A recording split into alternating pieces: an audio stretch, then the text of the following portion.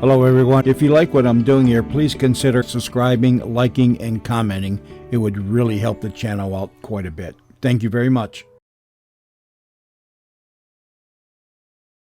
News Radio 78, WBBM, Chicago. The CBS Radio Mystery Theater presents...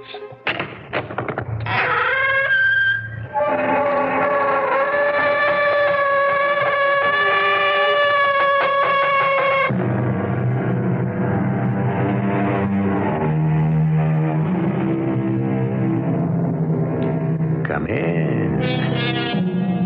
Welcome. I'm E.G. Marshall. Do you know that primitive people believed no one died unless he had been done in by his doctor? It's true. Of course, today we're very civilized, very sophisticated, very enlightened. We smile at the ignorance, the naivete of the Aborigines, pity them a little. But should we search ourselves closely enough, might we not find vestiges of the old belief somewhere? The faintly hostile feeling that the doctor could have saved the patient. It must have been around midnight. She'd gone to bed hours before, but I stayed up reading. I read till my head ached. I thought of getting something to quiet the throbbing, but before I could, the book slipped out of my hand. I was not precisely asleep, but not really awake either. Somewhere in between. So the knock at the door seemed faint and far away. The next time it was louder. Then very loud. Very loud indeed.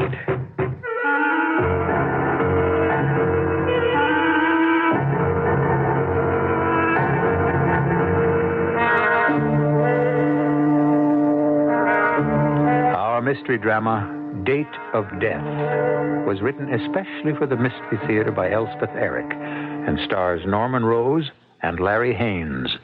It is sponsored in part by Greyhound Ameripass and Buick Motor Division. I'll be back shortly with Act One. The standard engine is a V8. Standard tires, steel-belted radials. There are front and rear stabilizer bars, special springs and shock valving, fast ratio power steering, and a rally steering wheel. What makes all this interesting is that it belongs to a full-size, six-passenger Buick, the 1977 LeSabre Sport Coupe. You'll have to drive it to believe it.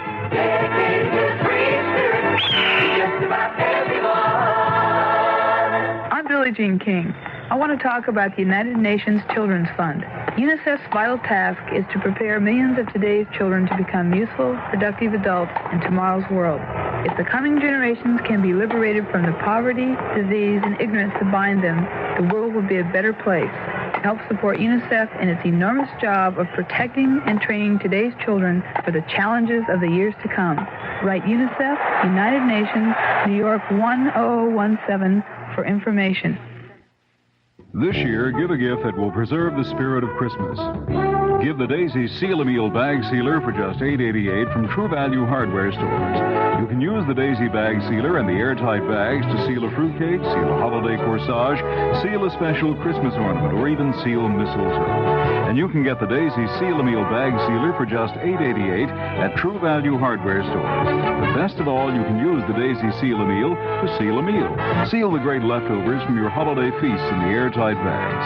So the turkey, stuffing, potatoes, cranberry sauce, all the leftovers will be fresh the second time around. This year, give a gift that will preserve the spirit of Christmas. Get the Daisy Seal-A-Meal Bag, just $8.88 at participating True Value Hardware stores. True Value Hardware, it's more than just a name. It's a way of doing business that means True Value.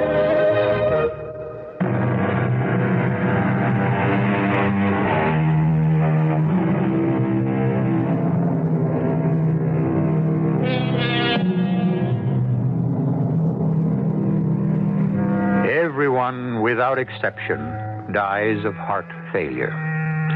So long as that great muscle inside the chest, a little to the left of center, keeps pumping away, we're alive.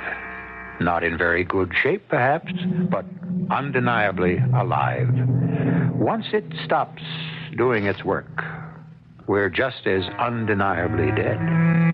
But long before it quits for good, it may falter, hesitate, act badly. It has been impeded in its unceasing work. It has been attacked.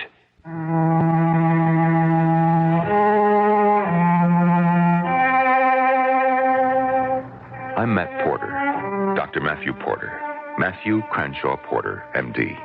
But this is the story, not so much of me, though I do play a part in it, but of one of my patients. It is his story as I have reconstructed it in my own mind. Obviously, I could not be with him at all times. Not with him physically, not with him mentally or emotionally. But he was my patient, and he was my friend of many years. And I think I knew him better than anyone, including his wife. So I've appointed myself to tell his story. The story of David Jensen. I have to start somewhere, so it might as well be in his hospital room on the day I went to tell him that I had discharged him and he could go home. All set, everybody? Just about, Matt. I've signed you out, Dave, so any time. Yeah, I'm ready. Well, I have to finish packing. Need any help, Mrs. Jensen? No, thank you. Then I'll go and order up the chariot. Now, Dave, you glad to be getting out? Oh, yeah. Where are the books? Somewhere around. For heaven's sake, they're under the bed. Yeah. What are all those? Oh, just some books he's been reading to pass the time. Let me see those. No, Matt, Let me see them. They're mine, Matt. You and your heart. The healthy heart. How to live with your heart. Oh, holy. Have you been reading these, Dave? Well, why not? What for? Well, I had a heart attack, didn't I? The more I know, the better. Anything you need to know, you ask me and I'll tell you. Well, I didn't want to bother you. It's not a bother. How many times do I have to tell you that? You want me to go over the whole thing again with you? Then if you think I've left out anything, you can ask me, okay? Matt, there's no need. You don't have to. I want to. I want to set your mind at rest. My mind is... You had a simple heart attack, something called a posterior infarction. Myocardial infarction. Oh, boy. You've really been reading up, haven't you? Now, a posterior infarction is a minor occlusion of the right coronary artery. Resulting in the death of heart muscle tissue. The posterior artery is the one on the back surface of the heart. The one on the front is the anterior artery. You really don't need me at all, do you? You know all about it. Well, I know a little. You know what they say about a little knowledge? It's a dangerous thing. Mm-hmm. Truer words were never spoke. Or writ. Whatever. Now, an occlusion like that can be caused by a thrombus or blood clot. You have no thrombus. It can also be caused by a spasm. That's what caused your attack. A spasm. A mild spasm. Matt, I'm only 42. You can live to be 92 if you take care of yourself. 42 seems awfully young. Children of 6 have had heart attacks. Oh, Matt, no. Even younger. As young as 2. It's unbelievable. Oh, it's terrible. Now you are on a mild anticoagulant. Janet will keep you on a low-salt diet. You bet I will. No fats. Check. No booze and no cigarettes. Check. Wheelchairs here, Dr. Porter. Give me the books, Matt. Oh, no. No. No books. No fats, no cigarettes, no booze, and no books about heart disease. Read Dickens, Hemingway. Read Playboy. I paid a lot of money for those books, Matt. Now hand them over. No, not on your life. Here, nurse, take them out to the charge desk and throw them in the incinerator. Matt, come on now. You're all packed, Janet? Well, if you mean it about the book. I mean it. Then we're all set. All right, let's go.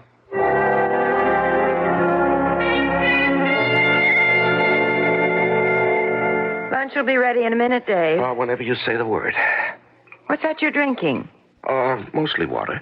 Water and what else? A few drops of whiskey. Dave, you're not supposed to. Matt said... Never mind what Matt said. It's his fault anyway. What's his fault? Well, he shouldn't have taken those books away from me. He was absolutely right. You're the kind that can work a hangnail up into a blood poisoning. You always have been. I'm going out. But, well, lunch I'll is be over. back. Where are you going? I said I'll be back.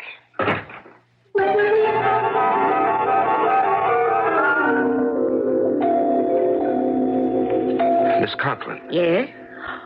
Mr. Jensen, I thought we let you out of here. I came back for something, my books. What books? Well, you know, the ones Dr. Porter told you to get rid of. You didn't, did you? Well, I don't know what I did with them. Well, try and find them, will you? Well, I wouldn't know where to look, Mr. Jensen. If you don't mind me putting in my 2 cents, you just made a fine recovery from a mild heart attack. Now, why don't you just thank God and go about your business? Mr. Jensen. Mr. Jensen, I didn't mean to offend you. Oh, well. Yes, sir. Can I help you? I have a list of books here. Yes, sir. Have you got any of them? Oh, but these are medical books. You don't carry medical books? Very few. These are all books on heart disease. I'm afraid we don't have any of these in stock, but I'll be glad to order them for you. Well, how long would that take? At least a week, or maybe 2, possibly 3. Oh, that's too long. I can't wait. Thank you very much. Excuse me. Yes? Where would I find these books? Well, these are medical books. Yes, I know, but you have them in the library, don't you? But medical books are in a special section.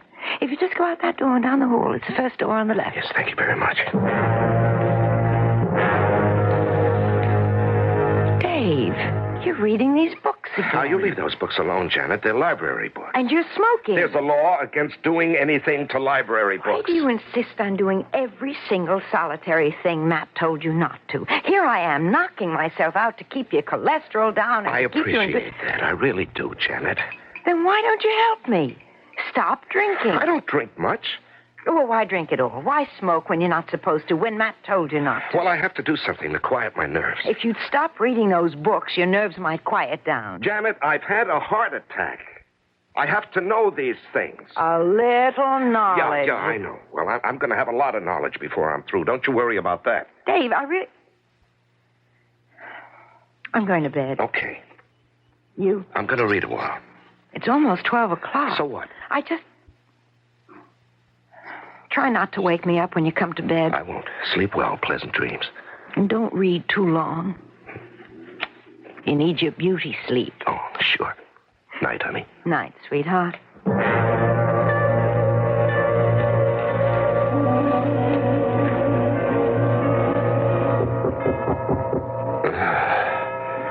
What's that? Oh. Who's that? Who's there? Dave? Who is it? It's Matt. Matt? Matt Porter? Let me in, Dave. Now, what the devil? I have to talk to you.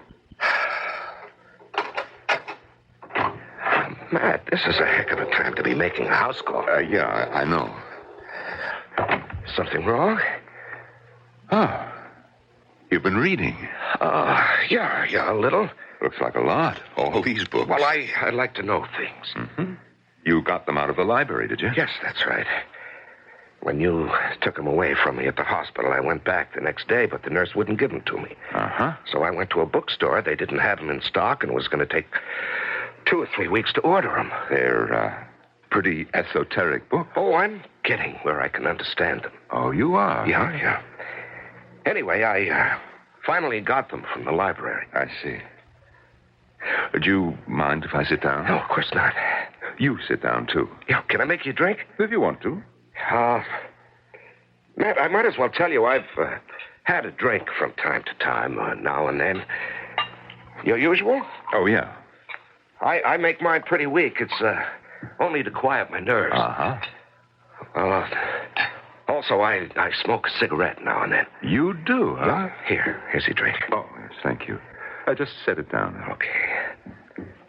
Matt, I have to tell you, you surprise me.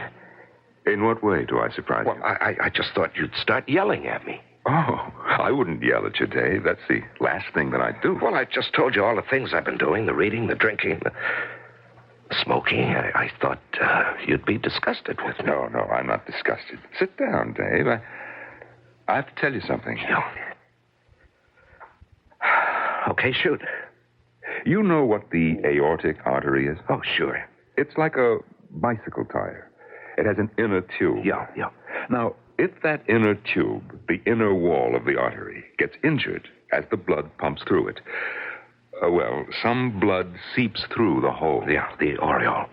Yes, that's the technical name for it. Mm-hmm. Now, as the blood seeps through, some of it absorbs. But if enough of it doesn't absorb, the artery, it balloons. Yeah, I read about that. Mm-hmm. Now, the aortic artery has a Y shape. The ballooning can occur there in the crotch of the Y. You follow me? Yeah, I follow you. When that happens, When that happens, you have an aneurism. Oh, you know about that? Yes, of course I know about that. Mm-hmm. Now, sometimes this aneurysm is, well, it can be so big it fills the whole chest cavity. Yeah, and when it bursts, it's goodbye, Charlie. Well, yes. And that's what I've got? Yes. Well, how long have you known that, Matt? Ever since I looked at the x-rays. Well, why didn't you tell me? Well, it's not the kind of thing you want to tell anybody. Because the aneurysm could burst at any time at all. Yes. Now, why are you telling me now? I don't know. I mean, it didn't seem right to tell you, but it didn't seem right not to tell you. Dave, I've been agonizing over this for a long time. Tonight I couldn't get to sleep. I couldn't relax. So I decided to come over here and tell you. I know it's a terrible thing to face, but at least it's the truth. Yes, I know. And, Matt, I appreciate it. I really do. I always want to know the truth. I always have, Matt. You know that. Well, it isn't the kind of thing you want to tell a patient, any patient, but when the patient is an old friend like you, then it's 100 times as hard. It's damn near impossible. I mean, it tears you apart. Matt, don't upset yourself. Please don't.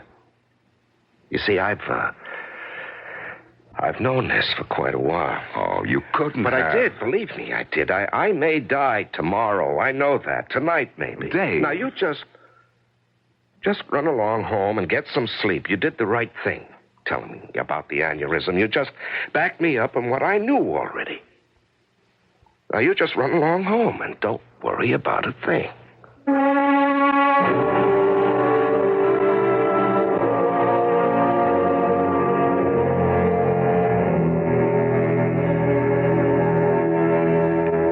We talk a lot about the truth. Heaven knows plenty of people have written about it. The search for truth. Our right to know the truth. The truth shall make us free. Truth is beauty. Beauty is truth. Anyone would conclude that man is engaged in an unrelenting quest for the realities of his existence. But is he? Or, on the contrary, is he struggling constantly and desperately to evade them? In particular, the reality of his own demise. We shall return shortly with Act Two. Now, a warm Christmas message from Scrooge. Flying home for the holidays? Bah, humbug. Greyhound announces 2 penny-pinching travel plans from December 1st through January 2nd. The Holiday Ameripass. 2 weeks unlimited travel for only $139. Save $100, $200, even more over regular round-trip air coach traveling with a child. Or Greyhound Santa Claus fare. Saves parents extra on shorter round trips out of state. Charged with bank cards. Each plan allows you to take your child under 12 along free, like this tidy chap. Tim? Bless you, Greyhound. And Greyhound will carry your gifts, too. Ship them in time for Christmas for sure from any Greyhound station or from special gift shipping centers in many major city shopping centers. One more time, Nipper. Bless you, Greyhound. Bell Auto Imports at 2500 South Michigan Avenue offers giant savings on MG midgets. Take your choice of these lowest-priced, true economy sports models and get a fabulous bonus from Bell. Free AM/FM radio, free special striping, free wheel trim rims, free luggage rack, all plus a Bell bottom price on your new MG midget. It's part of the big year-end sale at Bell Auto with MGs and MGBs, the entire MG line at the best of savings. Hundreds of folks have saved thousands of dollars at Bell, where their 55-year reputation rides with you. Bell services what Bell sells, and you'll find the biggest import car service and parts department in the Midwest on 4 giant floors, conveniently near downtown at 2500 South Michigan Avenue. Bell's open daily till 7, Saturday till 5, closed on Sunday. Bell Auto Imports, minutes away at 25th and Michigan.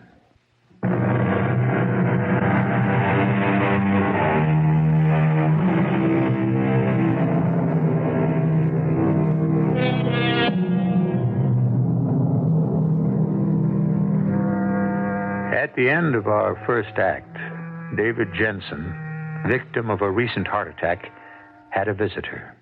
A visitor who told him that he had been lied to. that his heart attack had not been a mild one due to a mild arterial spasm, that it had in reality been the result of a massive aneurysm, a giant swelling at a crucial spot in the aortic artery. Jensen listened to the halting explanation, attentive, and oddly unperturbed. And when the aneurysm bursts, it's goodbye, Charlie. It could burst any time. Dave, this isn't the kind of thing you like to tell a patient. And when the patient is an old friend... Matt, I've known this for quite a while. I may die tomorrow or tonight. I know that. Dave. Now, you just run along home and get some sleep. You did the right thing telling me about the aneurysm, Matt. You just backed me up in what I knew already. So you run along, Matt. Don't worry about a thing.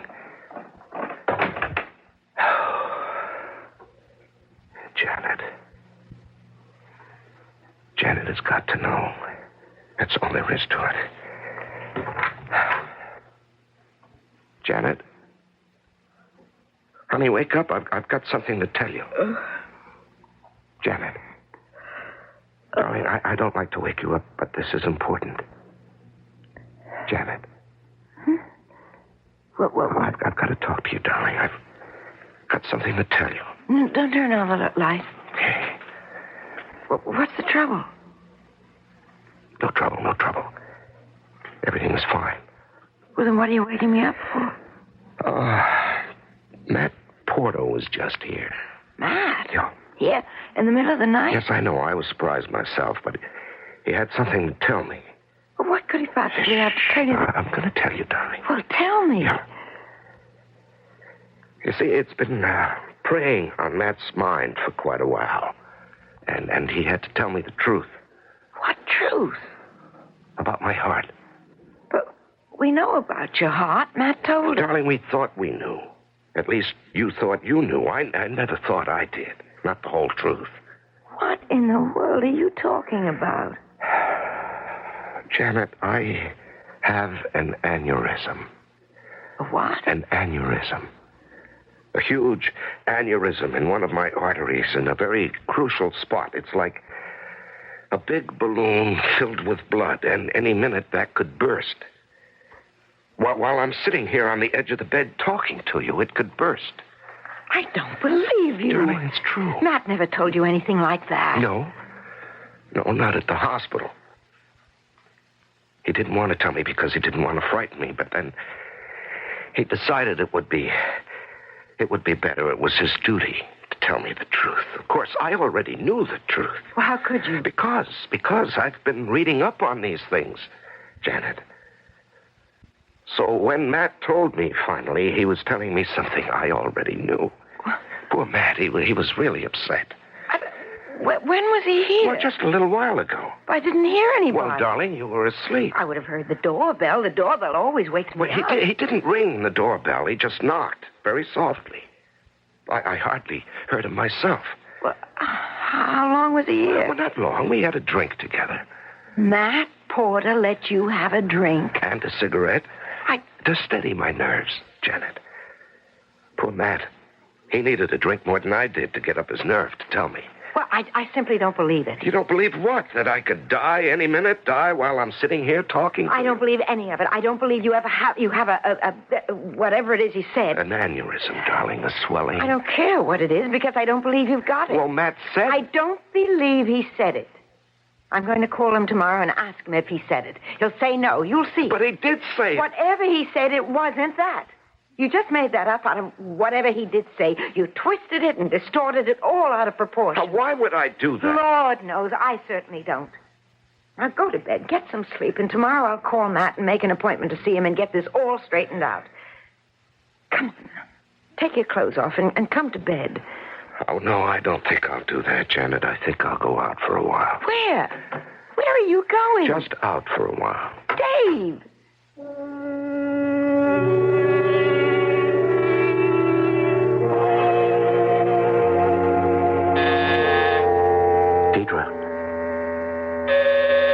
Deidre, are you home? Just a minute.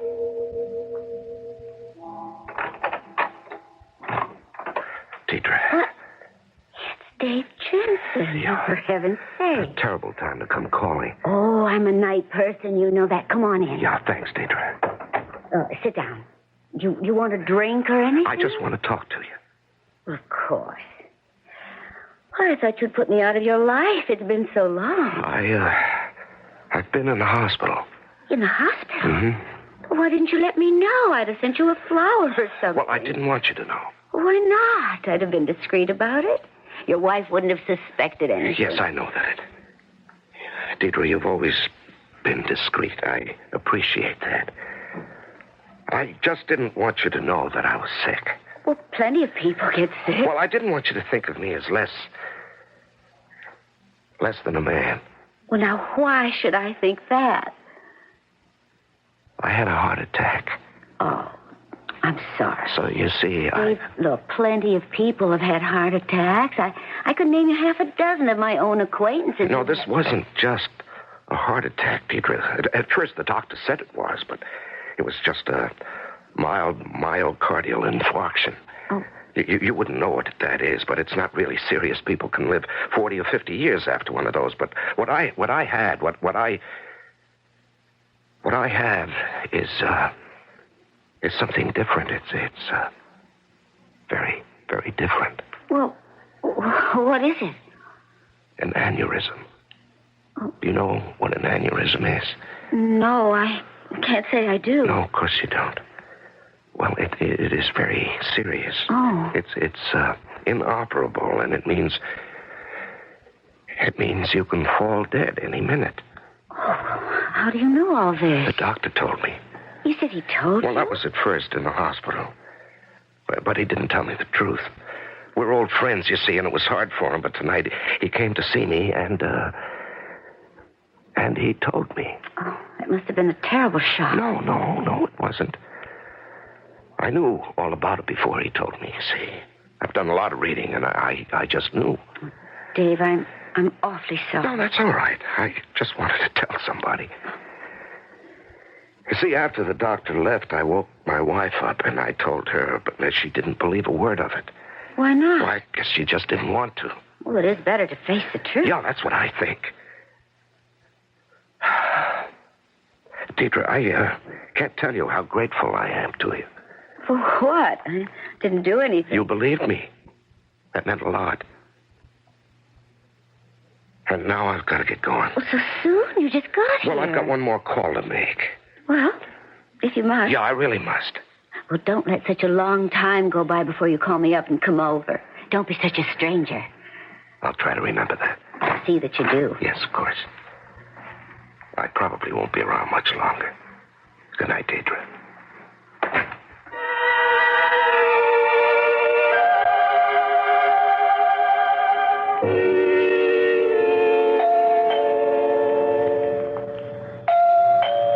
Just a minute. Be right there. Why, hello, Dave. Okay to come in? Oh, sure. I was afraid you might have gone to bed. Well, I just got in a minute ago. Oh, where have you been? Oh, around, you know. Yeah, well, I can't blame you for that. Come again? Well, you put in a pretty terrible evening. What would you know about what kind of an evening I put in? Matt, I understand. Understand what? It couldn't have been easy. On the contrary, it was very easy. Well, of course, I tried to make it easy for you, but even so, telling an old friend he could go any minute, I know that wasn't an easy thing to do. I hope that the fact that I'd known it all along maybe helped. Dave, I give you my word. Janet's going to call you tomorrow. That's why I had to see you tonight. You see, she refused to believe any of it. Uh-huh. Oh, just what is it Janet doesn't believe? About the aneurysm? Uh-huh. Yeah, the aneurysm. Yeah. You see, after you left, I woke her up and told her what you'd said. She wouldn't believe it. So she's going to call you tomorrow, and, Matt, I want you to tell her the truth. Tell her exactly what you told me tonight about the aneurysm and what it means, that it could burst any minute, and I'll be finished. Oh, wait a minute. I told you Yes, at the house, man. When? When did I tell you? Oh, an hour ago, maybe less. What's the matter with you, Matt? I told you at your house an hour ago, maybe less, that you have an aneurysm? Matt, it's all right. I already knew it. I told you that. Dave, look, Dave, just sit down, please. Dave, please sit down. I'm all right. I'm perfectly calm. I never felt calmer in my life. All the same, I'd rather that you'd sit down. Okay, if you really want me to. I really want you to. Okay. Now, Dave, I want you to listen to me very carefully. You've been under a big strain lately, I'm fine. You have got things a little bit mixed up. No, I haven't, but that's all right. Dave, I was not at your house tonight. Not an hour ago, not at any time. Now, Matt, you were. We had a drink together, and you told me. Now, you listen to me. I did not come to your house this evening. I was nowhere near your house this evening. Now, Matt, you're trying to kid me. Dave, I spent the whole evening with a girl. The whole evening, up to about 20 minutes ago. Oh, I know. I know what it is. You're sorry you told me about the aneurysm, and you're trying to take it all back, pretend it never happened. You never told me. But you don't have to do that, because I knew it all along. What are you doing, Matt? I'm calling the girl I spent the evening with, the whole evening. Hello? Honey, I want you to listen to me carefully. Don't say anything, just listen. I'm in kind of a bind here, and I need your help. I need to prove where I was tonight. Now, did you and I have dinner together tonight and then go back to your place and stay there, the two of us, until I left less than half an hour ago? All I want from you is a yes or a no. Is that true, what I just said about where I was this evening? Yes. Okay. Now, would you mind repeating that word for someone who is standing right here next to me? Go ahead. Yes. Thanks, baby. Well, Dave?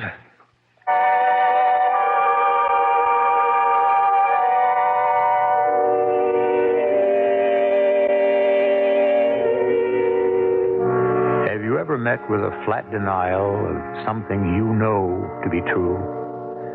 Have you ever been told you did not see what you saw, do what you did, say what you said, and hear what you heard? Has such a thing ever happened to you? If it has, you know that your inner response was too deep for anger, too deep for indignation, for anything but the most profound and appalling disillusionment. We'll return shortly with Act 3. The King Kong craze is on, and there he is on the current Family Circle cover, gracing a youngster's T-shirt. Bound inside, you'll find an iron-on transfer of this fun design so you can go ape yourself. Something for everyone in this issue. Are you looking for new ways to arrange those houseplants of yours? Family Circle shows you how to take any window, no matter which way it faces, and provide handsome settings for violets, ferns, ivies, what have you. You learn how to build simple aids like stepped shelves or a plant table for a bay window. For those handy with needle and thread, Family Circle spotlights a pattern you can use to make 4 different fashions: a stylish full-length coat, a short jacket, a car coat, a dressy little vest. Oh, and Family Circle's got your number, too, the one you need to find out what the new year has in store for you, according to the numerologists. The January issue is now at your supermarket checkout counter. This is Jack Sterling for Family Circle, the world's largest-selling woman's magazine. It's Athletes versus MS, multiple sclerosis. This is Frank Gifford with the word on the fight against MS. Athletes from every sport are banding together to do everything they can to help stop the great crippler of young adults. MS strikes in the prime years, usually between the ages of 20 and 40. The best years in the life of an athlete, in the life of anyone. When fathers are trying to carve out a career, young mothers are trying to raise a family. Well, the sports world is fighting back against MS. People like Brooks Robinson, Tom Seaver, and Eddie Arcaro. Right, this is Eddie Arcaro. Before now, the only team I've been part of is me and my horse, which isn't bad when you're riding such greats as Citation and Whirlaway. But I've joined the Athletes versus MS team because I know what this great crippler can do to a strong, healthy body. There may not be a cure for MS as yet, but there is hope through research. So join us. Support the work of your local chapter of the National Multiple Sclerosis Society. Thanks very much. This is WBBM Chicago.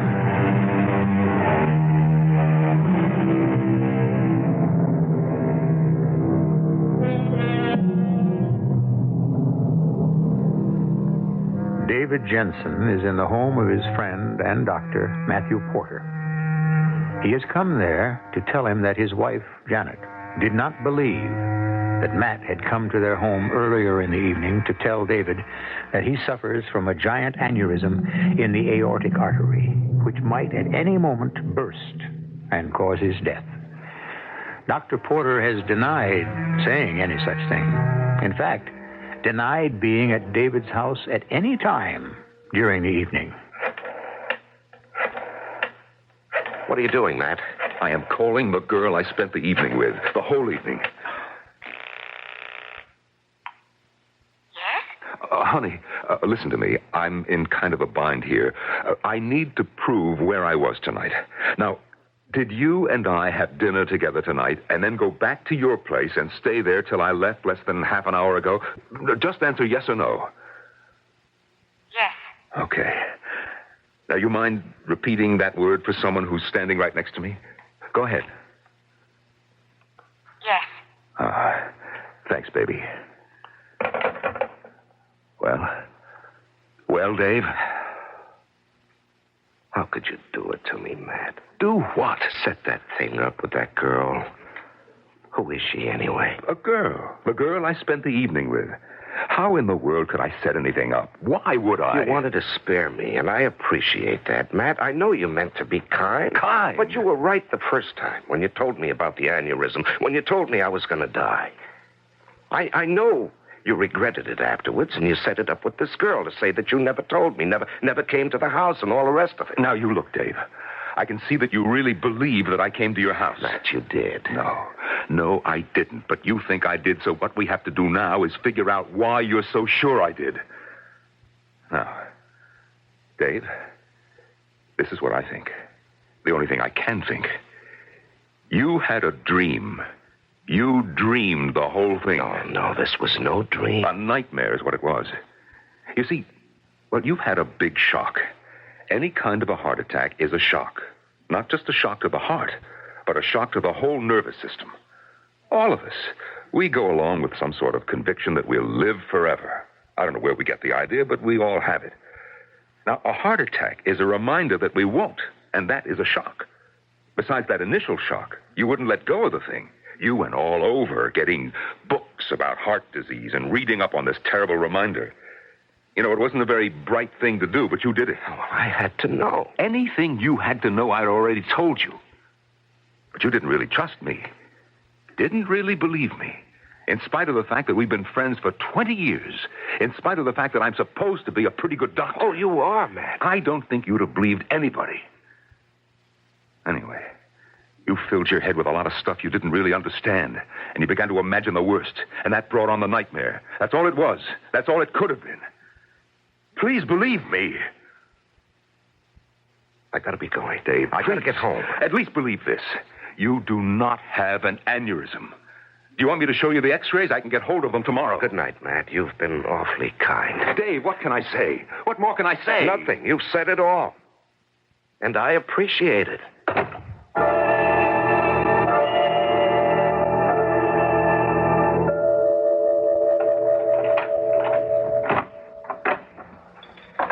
You don't have to be so quiet. I'm not asleep. Oh, darling, I thought you might be. Where did you go? To see Matt? What for? Oh, about what happened tonight when he was here. Oh. You know, he denied the whole thing. Can you imagine? Well, I knew he didn't say you had an aneurysm.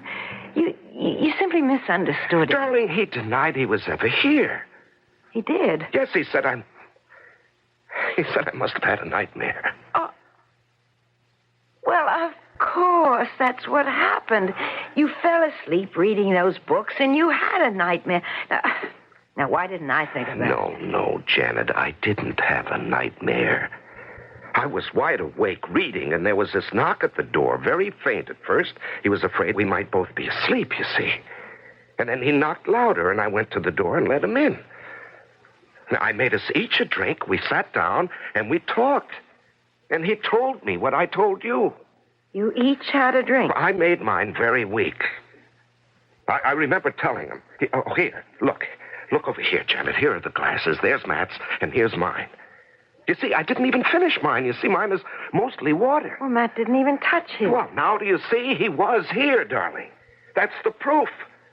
Now, how does he dare stand there and tell me he was never here. Well, maybe... Maybe what, Janet? Nothing. Maybe Matt's not quite right in the head. Is that what you were going to say? I was going to say... Maybe we ought to see another doctor. No, I don't think I need another doctor. Matt is a very good doctor. I just think it was very hard for him to tell me the truth. And I think he regretted it afterwards and wanted to take it back, so he pretended it never happened. Good Lord, Janet, he's probably convinced himself it never really happened. He probably thinks he's telling the truth. He firmly believes he was never here. If he's that unstable... It's all right, darling. Really. It's just that he couldn't bear the idea that I'm going to die, and he had to be the one to tell me, but it's all right. Really, it is, Janet.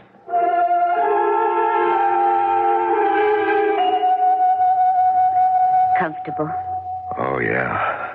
Can I get you anything? No. But you might try coming over here yourself. That might help. Okay. Poor, overworked doctor man. Well, it's not just the work. It's the patients. Here I am beating my brains out to get them well, and they're making me sick. I swear I'll die if I'm trying to take care of people that don't want to be taken care of. Poor baby. You know, when I phoned you last night, I was with a patient. At that time of night? Patients don't care about the time. Actually, this was an old friend of mine. Heart case. Very mild attack. No reason he shouldn't make a complete recovery. Lived to be 100. But he kept brooding about it, reading books and all that. Got himself really worked up. Morbid. Well, last night, he had a dream, a nightmare that I had come to his house and told him that he was going to die. Oh, no. Poor thing. I couldn't shake him. And that's when I called you. Well, I hope that fixed everything up. No, as a matter of fact, it didn't. Oh? Why not? Because he is obsessed, that's why. You know, I'm going to send him to a psychiatrist if he'll go, which he probably won't. Oh, honey, try to forget the whole thing. At least while you're here. What would I do without you? You'd find somebody else. Patience will be the death of me, I swear it.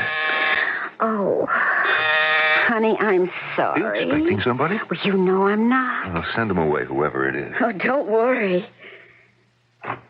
Deidre, I've got to talk to you. Not No, now. I've got Well, to. there's somebody here now, please, This is Dave. absolutely oh, Dave, Dave, what are you doing here, Matt? Deirdre's a friend. A friend? Well, yes, a friend. You two know each other? I didn't know. Matt, Dave, Matt, please. Dave, call an ambulance quick. Something. It's his heart. Tell them. What do I do? What do Call I the say? hospital. Ask for emergency heart unit. I'll begin trying to revive him myself.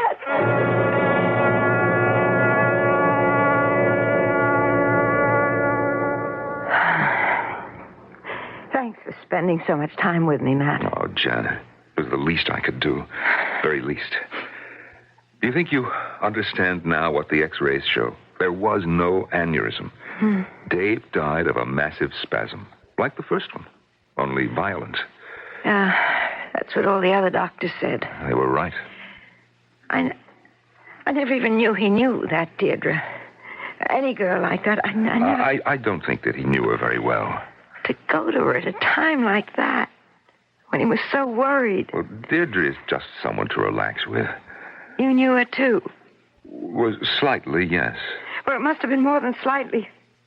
For him to have a heart attack when he found you with her. Janet, it's all over. It's all past. Let's not... I know. Dave was... Well, he was obsessed. Obsessed with the idea of his own death. He wouldn't let go. Of course, I know you never came to the house that night. Of course I didn't. Still... Janet, you know that I didn't. Dave had a terrible nightmare because he was obsessed. That's all it was. Still, there are the glasses.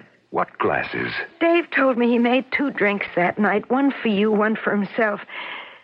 Matt, there were 2 glasses. Janet, listen. Have you still got the glasses? I mean, have you washed them? I don't know. Maybe not. Why? If you haven't washed them, take them. Have them gone over for fingerprints. I promise you, you won't find mine.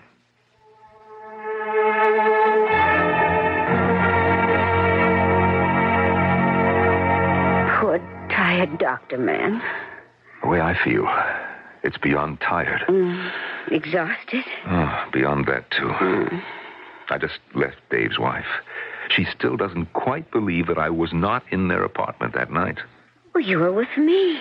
Dave told her he and I had a drink together. She said there were 2 glasses in the living room. One his, one mine, supposedly.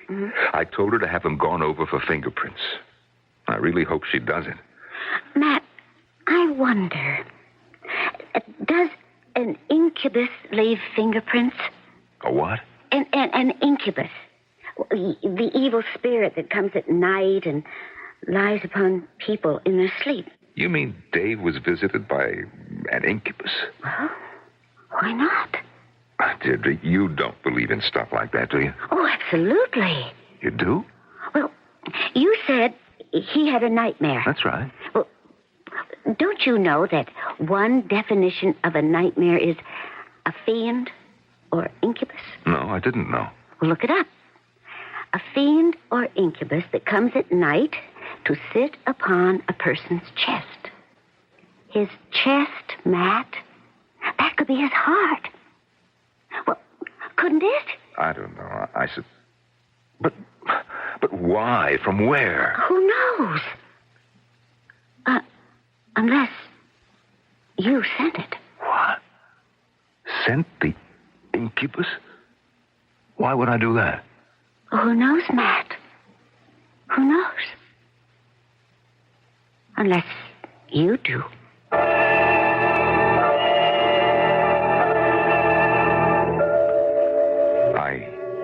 I don't see Deirdre anymore.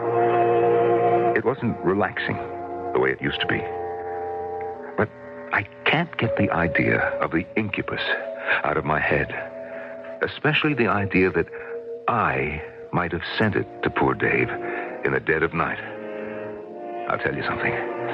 Not because you have any right to know. Not because I think you even care. No. Because I'd like to say it out. Out loud. Just this once. I never liked Dave. Not really. I never really liked my friend.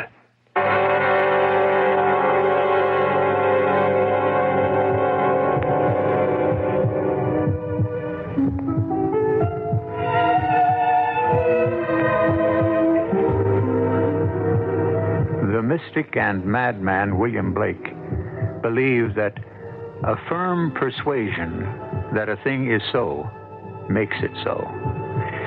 That's a bit more than I can swallow, though I'm sure there's a profound psychological truth contained in the observation. But I prefer the thought of August Strindberg that an obsessional conviction about supernatural powers causes events that confirm the reality of those powers. I'll be back shortly. The 1977 Buick Regal. It comes with Buick's terrific V6 engine. It carries 6 people and lots of Buick comfort. It's lean. It's maneuverable in city traffic. It's the most luxurious mid-sized car Buick builds. Yeah, this new Regal is pretty much everything a car should be, except for one thing. It isn't yours yet, but it can be. Just see your Buick dealer for a test drive soon.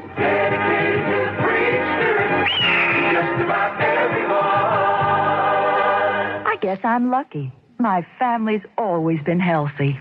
Oh, a touch of constipation now and then. But we've got X-Lax for that. When you need a laxative, shouldn't your first choice be the one more families buy than any other? That's today's X-Lax. Families like the chocolated taste. You'll like the way X-Lax works, gently overnight for relief in the morning. Next time, make gentle chocolated X-Lax your first choice for occasional use only as directed. We've always been healthy, and X-Lax is part of that.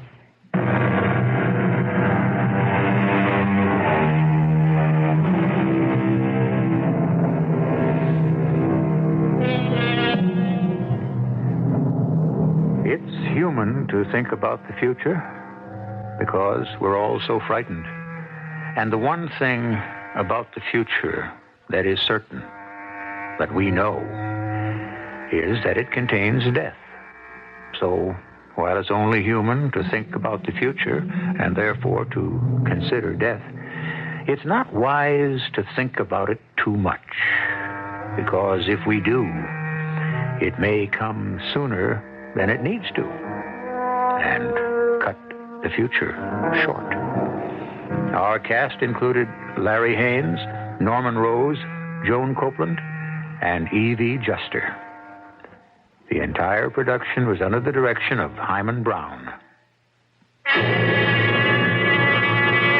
And now, a preview of our next tale. I mean, this thing has had a lot of publicity. Papers, TV, radio, and all. How come Mrs. Williams hasn't been on the pipe all worried about her hubby, huh? Maybe you're really going to have to dig her up. I don't follow you. Put it all together, Mr. Anderson. Guy on a lone trip to Hawaii. Little woman left behind. Big plane crash. Looks like everyone bought it. And the wife doesn't even check in to see if her hubby did too. On top of that, hubby turns up alive in a hospital. Only he claims he don't know who he is. Well, wouldn't you figure there was something screwy going on here? Radio Mystery Theater was sponsored in part by Buick Motor Division and the Greyhound Ameripass. This is E.G. Marshall inviting you to return to our Mystery Theater for another adventure in the macabre. Until next time, pleasant dreams.